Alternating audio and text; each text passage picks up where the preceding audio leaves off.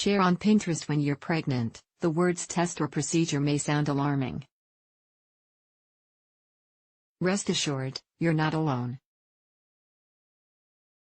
But learning why certain things are recommended and how they're done can be really helpful. Let's unpack what amniocentesis is and why you might choose to have one. Remember that your doctor is a partner in this journey, so tell them about any concerns and ask as many questions as you need. What is amniocentesis? Amniocentesis is a procedure in which your doctor removes a small amount of amniotic fluid from your uterus. The amount of fluid removed is typically no more than 1 ounce. Amniotic fluid surrounds your baby in the womb. This fluid contains some of your baby's cells and is used to find out if your baby has any genetic abnormalities. This type of amniocentesis is usually performed in the second trimester, typically after week 15. It can also be used to determine if your baby's lungs are mature enough to survive outside the womb. This type of amniocentesis would occur later in your pregnancy. Your doctor will use a long, thin needle to collect a small amount of amniotic fluid. This fluid surrounds and protects the baby while they're in your womb.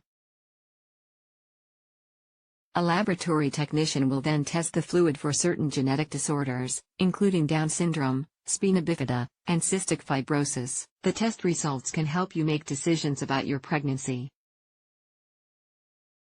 In the third trimester, the test can also tell you whether or not your baby is mature enough to be born. It's also helpful for determining whether you need to deliver early to prevent complications from your pregnancy.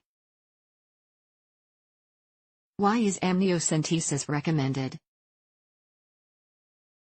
Abnormal prenatal screening test results are one common reason you might consider amniocentesis. Amniocentesis can help your doctor confirm or deny any indications of abnormalities found during the screening test. If you've already had a child with a birth defect or a serious abnormality of the brain or spinal cord called the neural tube defect, amniocentesis can check whether your unborn child also has the condition. If you're 35 years or older, your baby is at a higher risk for chromosomal abnormalities, such as Down syndrome. Amniocentesis can identify these abnormalities. If you or your partner is a known carrier of a genetic disorder, such as cystic fibrosis, amniocentesis can detect whether your unborn child has this disorder. Complications during pregnancy might require you to deliver your baby earlier than the full term. A maturity amniocentesis can help determine if your baby's lungs are mature enough to allow your child to survive outside of the womb.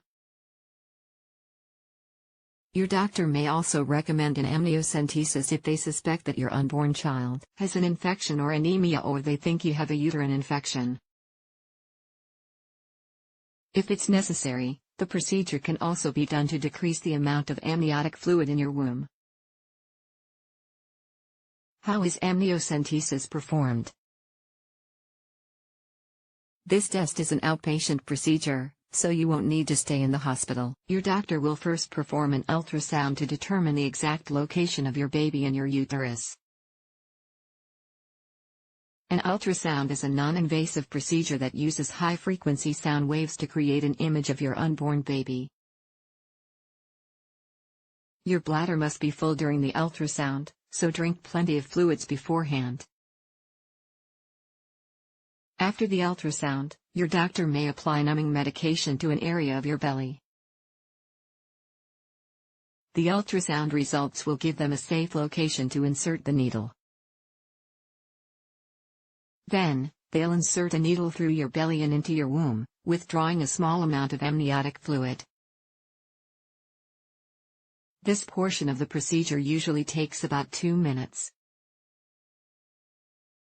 The results of genetic tests on your amniotic fluid are usually available within a few days. The results of tests to determine the maturity of your baby's lungs are usually available within a few hours. What are the complications associated with amniocentesis? Amniocentesis is usually recommended between 16 to 20 weeks, which is during your second trimester. Although complications can occur, it's rare to experience the more severe ones. The risk of miscarriage is up to 0.3% if you have the procedure during the second trimester, according to the Mayo Clinic. The risk is slightly higher if the test occurs before 15 weeks of pregnancy.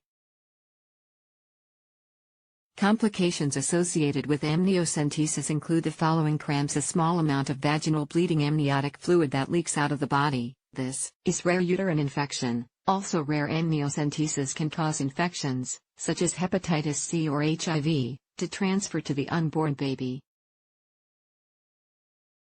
In rare cases, this test may cause some of your baby's blood cells to enter your bloodstream.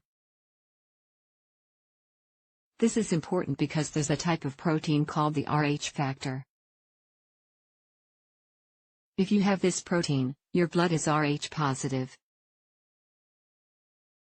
If you don't have this protein, your blood is Rh negative. It's possible for you and your baby to have different Rh classifications. If this is the case and your blood mixes with your baby's blood, your body may react as if it were allergic to your baby's blood. If this happens, your doctor will give you a drug called Rogam.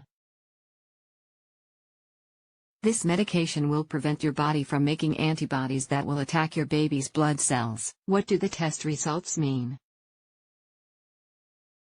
If the results of your amniocentesis are normal, your baby most likely doesn't have genetic or chromosomal abnormalities. In the case of maturity amniocentesis, normal test results will assure you that your baby is ready to be born with a high likelihood for survival. Abnormal results may mean there's a genetic problem or chromosomal abnormality. But that doesn't mean it's absolute. Additional diagnostic tests can be done to get more information. If you're unclear about what the results may mean, don't hesitate to ask your healthcare provider. They can also help you gather the information you need to make a decision about next steps.